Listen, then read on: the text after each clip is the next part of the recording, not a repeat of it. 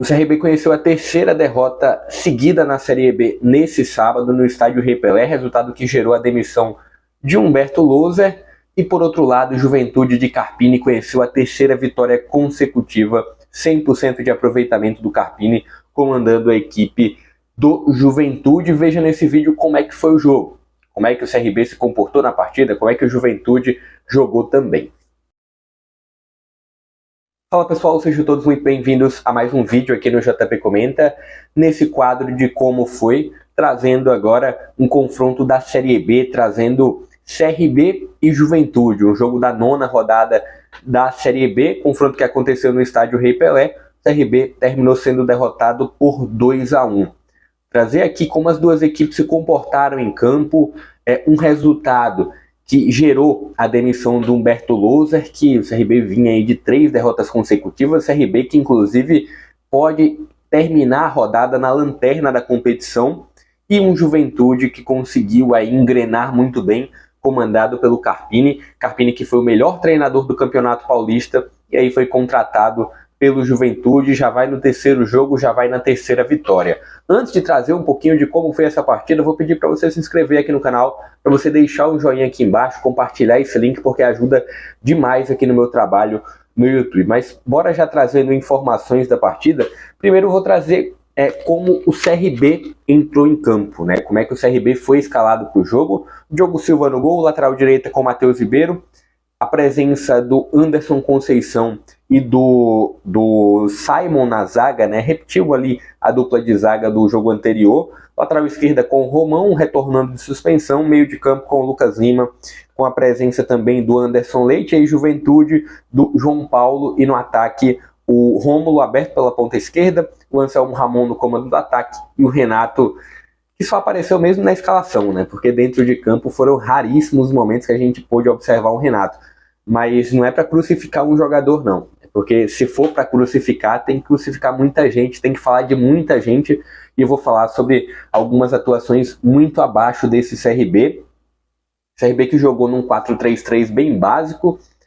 Algumas escolhas bem contestáveis, né? Como o Humberto Loser vinha insistindo em algumas peças. Por que o Juninho Valora seguia no banco? Por que o Juninho Valora não conseguiu oportunidades? Um Humberto Loser que até ousou um pouco na reta final do jogo, tirou um dos zagueiros, mas poderia ter feito muito mais na partida, poderia ter feito muito mais nessa Série B pelo CRB.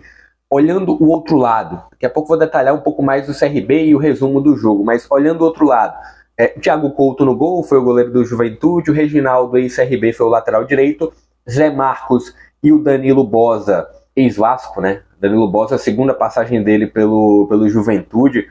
Na verdade, quando ele estava no Vasco, ele era um jogador que pertencia ao Juventude já.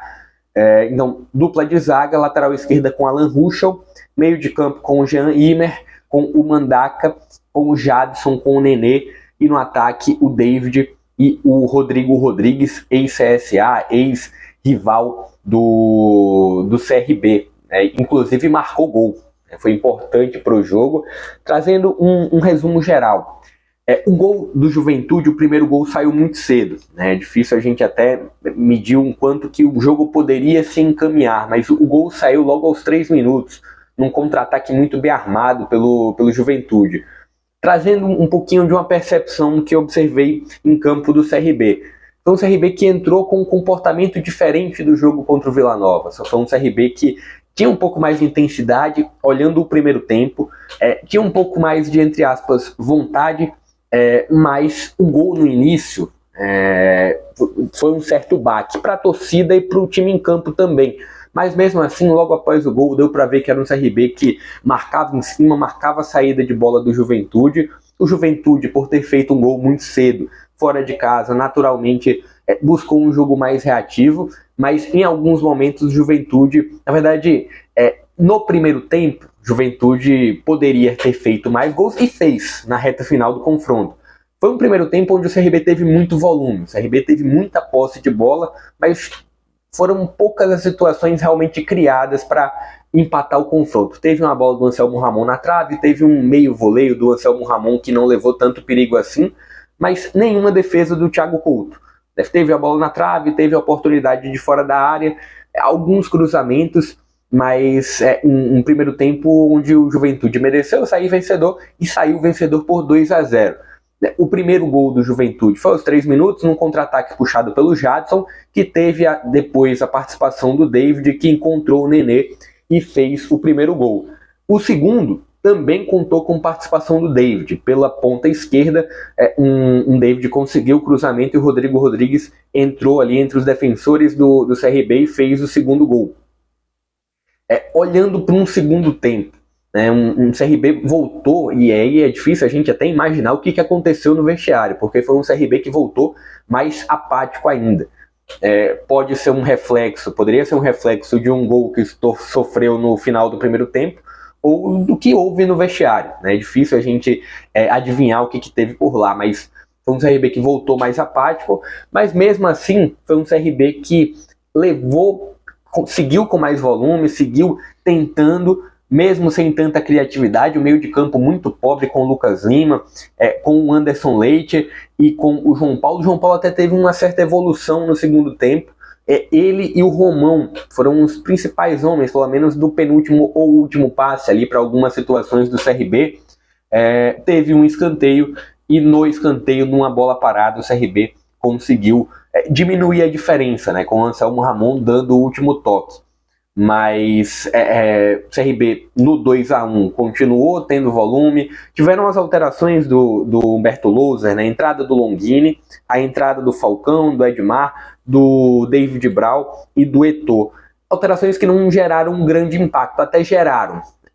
Ele tirou o Romão, que vinha sendo o homem mais efetivo pelo lado esquerdo, para colocar o Edmar. Isso fez com que o CRB perdesse um poder de fogo pelo corredor esquerdo.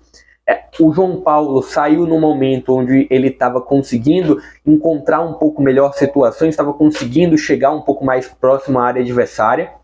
E a saída, ele tirou um zagueiro, tirou o Simon para colocar o Falcão. E aí recuou o Lucas Lima para ficar ali numa dupla de zaga com o Anderson Conceição. Ficar um zagueiro, na verdade, né? O Lucas Lima no meio de campo. Ele poderia ter sido mais ousado, né? Humberto Louser poderia ter mantido o João Paulo, poderia ter colocado lado a lado ali com o Longini para melhorar o poder de fogo do CRB. Não fez assim, o CRB não conseguiu chegar tão próximo assim do empate.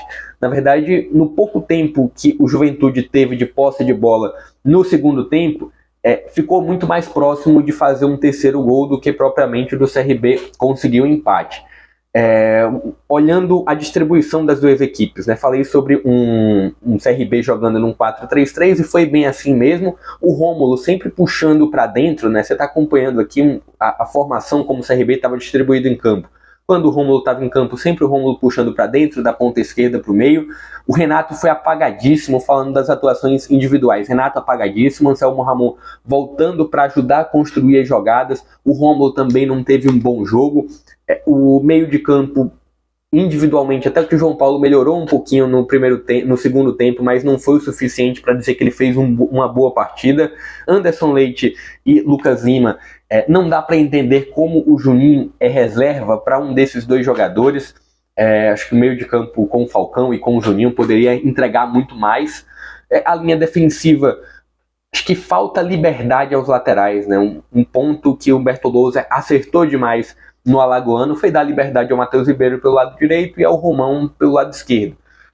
Pouquíssimos momentos foram quando esses laterais chegaram à frente, e quando chegaram levaram algum perigo. Dupla de zaga acho que não comprometeu tanto, mas não comprometeu tanto no sentido individual, porque o sistema do CRB sempre cedia muito espaço ao adversário. E no gol o Diogo Silva até que salvou 2 ou 3 situações claras onde o Juventude poderia ter feito mais um gol. Olhando o Juventude, o Thiago Couto pouco trabalhou, e aí você vai acompanhando o Juventude num 4-4-2. Em muitos momentos o Nenê colava nos atacantes, né? O Nenê chegava ali próximo ao Rodrigo Rodrigues, ao próprio David no primeiro tempo também, mas num 4-4-2 bem básico, quando não tinha bola, o David virava o meia esquerda e jogava o Nenê para não ter tanto desgaste na marcação, para ficar do lado do Rodrigo Rodrigues. E quando tinha bola, e aí o Jadson ficava na meia direita, e quando tinha bola ficava nesse 4-4-2, só que o Nenê chegando, encostando muito à frente. Em alguns momentos até que o Nenê voltava para ajudar, principalmente no segundo tempo. ou para ajudar a dar uma ligação direta, ou para sofrer a falta, para segurar a bola e sofrer a falta. Acho que o resultado da partida premiou muito quem teve organização em campo. Premiou muito um Juventude que, apenas no terceiro jogo de Carpini, soube muito bem o que fazer em campo. Agora é um Juventude na 10ª colocação, só que se manter esse ritmo, é um Juventude que tende a brigar um pouco mais alto na tabela. O que pode impedir o Juventude a chegar tão alto na tabela são as peças de reposição. O Carpini fez algumas mudanças, mantendo a estrutura da equipe. Entrou o Daniel Cruz, que foi muito mal, entrou no lugar do Rodrigo Rodrigues. Ele teve 2 chances claras de marcar e não conseguiu. O Juan entrou no lugar do David, não fez um bom segundo tempo também, não fez um bom jogo.